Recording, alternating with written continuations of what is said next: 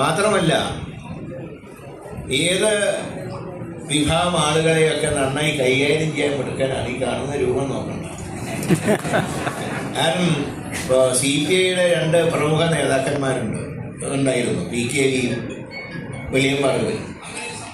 രണ്ടുപേരും നല്ല കമ്മ്യൂണിസ്റ്റുകാരായിരുന്നെങ്കിലും രണ്ടുപേർക്കും നല്ല മുൻചൂണ്ടി ഉണ്ടായിരുന്നു.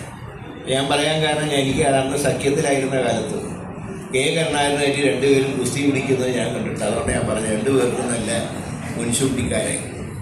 ആ 2 പേരോടൊപ്പം പ്രവർത്തിച്ചുകൊണ്ട് അവരെ ശാന്തരാക്കിയൊരു മുഖ്യ പങ്ക് ശ്രീ വന്ധ്യൻ രവീന്ദ്രനുണ്ട് എന്നുള്ള യാഥാർത്ഥ്യം. ഞാൻ എനിക്കൊരു ഇത് വായിച്ചത്, PKV പാർട്ടി സെക്രട്ടറി ആയിരുന്നപ്പോൾ അത് ഏറ്റവും അധികം ഒരു സിമ്പിളായിട്ടുള്ള വ്യക്തിയായിരുന്നു.